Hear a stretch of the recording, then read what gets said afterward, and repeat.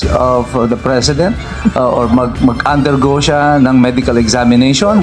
At pwede na rin isama yung DNA to make sure na yung ini-examine na presidente ay yun ng totoong presidente. I think the NBI has committed a blunder here. This is a major blunder on their part na hindi nila pinag-aralan. Siya mo dyan, saan galing yung 75 million? Kung yan ay pera ni Martin Romualdez, winidraw niya ba yan? Dapat may AMLAC report. Kung walang AMLAC report, that means nakastore somewhere in a condominium yung pera na yan. Di ba? Mag-pretend na lang tayo na bobo tayong lahat. Diba? Kunyari, aksidente lang na ang kinasuhan ay si Jay Sonsa. Kinasuhan si Mike Defensor. Kinasuhan ang PGMM. Kinasuhan si Kibuloy. Kinasuhan si Rodrigo Duterte. Si VP Sara. Kunyari hindi natin alam. Mga bobo tayong lahat. Hindi natin mapagdudugtong-dugtong lahat ng mga ito. And this is the assumption of this government. That kayo, na mga mamamahayag, mga bloggers, ordinary individuals, ay wala kayong sapat na kaalaman o kaisipan. Hindi nyo mapagdudugtong-dugtong ito. At kahit mapagdugtong-dugtong man ninyo, wala kaming pake. Yun ang sinasabi nila sa akin.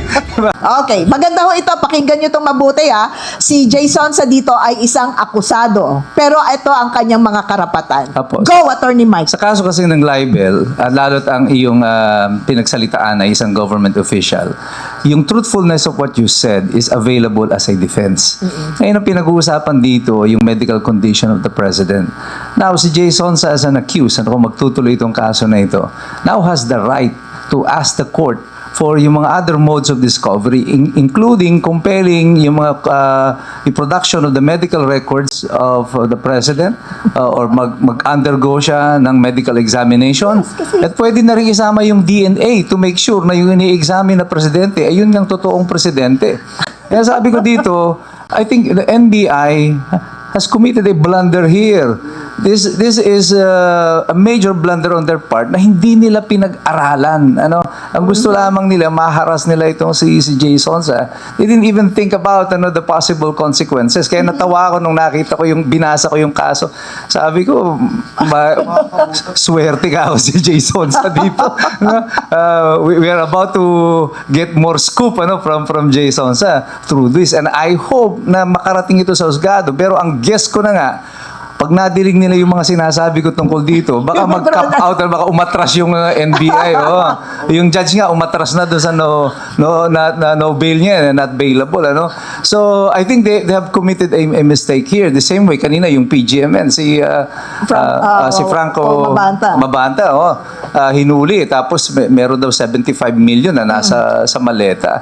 Sabi ko, this is another, yung ill-advised na mga kilos ng NBI. Kasi, first question mo dyan, saan galing yung 75 million? Kung yan ay pera ni Martin Romualdez, winidraw niya ba yan? Dapat may AMLAC report. Kung walang AMLAC report, that means nakastore somewhere in a condominium yung pera na yan, di ba? Kasi cold cash di ba? And all of this, you can compel the production of all these documents. Pag tinuloy niya itong kaso na to. Kaya I think the NBI, lagi ko sinasabi, yung arrogance and ignorance is a lethal combination. Mayabang ka pero ignorante ka naman, hindi ka maalam doon sa pinagagawa mo, you are bound to commit mistakes. Ang daming mga pagkakamali dito. The same way that they're committing all of these mistakes against you. Yung mga kasong pinagsasasampa kasi ang gusto lamang maharas yung mga tao. I mean, look at this. Pag-pretend na lang tayo na bobo tayong lahat. Kunyari, aksidente lang na ang kinasuhan ay si Jay Sonsa. Kinasuhan si Mike Defensor. Kinasuhan ang PGMM. Kinasuhan si Kibuloy. Kinasuhan si Rodrigo Duterte. Si VP Sara. Kunyari hindi natin alam. Mga bobo tayong lahat. Hindi natin mapagdudugtong-dugtong lahat ng mga ito. And this is the assumption of this government.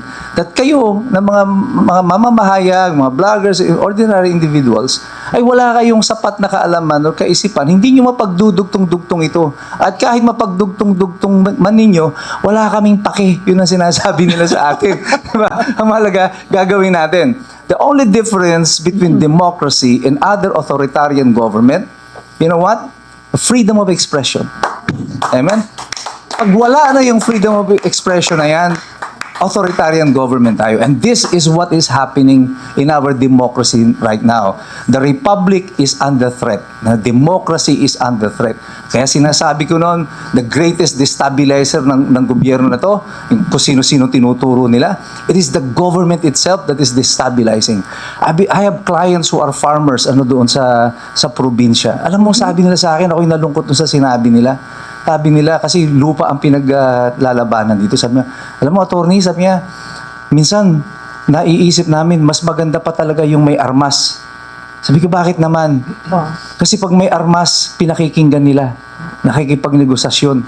Pero pag kami lang, ng mga ordinaryong magsasaka, walang gustong kumausap sa amin. 20 taon na kami nakikipaglaban sa lupa. Hanggang ngayon, ito pa rin kami. Malalaking korporasyon laban sa maliliit. And this desperation from the people, nararamdaman natin. That's why tayo, ang role natin dito, kami nila Congressman Mike, we're just trying to give hope sa mga tao na may pag-asa pa. The violence is our, it's not, last resort, it's not even an option. Kasi tayong lahat ang matatalo dito, in a violent struggle, tayo ang matatalo dito. Ito'y gagawin pagkakataon ng mga komunista, ng mga makakaliwala para pumasok doon sa eksena. And they will steal the show. Tayo ang matatalong lahat dito. So, tayo, sa pamamagitan ng pamamahayag na to, we are defending the Republic. Huwag kayong matakot na patuloy na magpahayag. For as long as there are people like you standing, buhay ang demokrasya natin. At di ba, ito lang importante lang ka, Penny. Attorney Mike, parati itong inuulit sa atin, when we make comments against public officials, hindi ba? Sabi ng Korte Suprema, para yung scalpel. Correct? Ano yung scalpel? Yung ginagamit nyo sa operasyon. Iyon ay isang pagsusugat para matanggal yung nana na nasa loob ng katawan, para matanggal yung bukol na nagkokos ng cancer. Yan ang hinahambing ng ating Korte Suprema sa fair commentaries ng bawat isang mamamayan patungkol sa kanyang public official. It is a scalpel that is needed to incise, to remove the cyst, yung nana, para matanggal yan sa katawan, para maging malinis. Kabilin-bilinan niya ng Korte Suprema na kaya kailangan wag isusupress ang ating boses pag tayo ay nagsasalita laban sa mga nakaupong opisyal at sila naman dapat hindi balat sibuyas. Attorney, natatandaan mo nung kasagsagan pa lang ng gulo?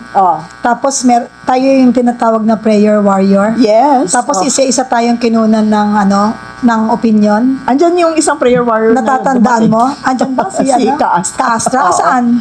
Andito sa likod. Ano ba sinabi ko? Natatandaan mo, Kaastra? Anong palagay niyo sa aming mga Pilipino?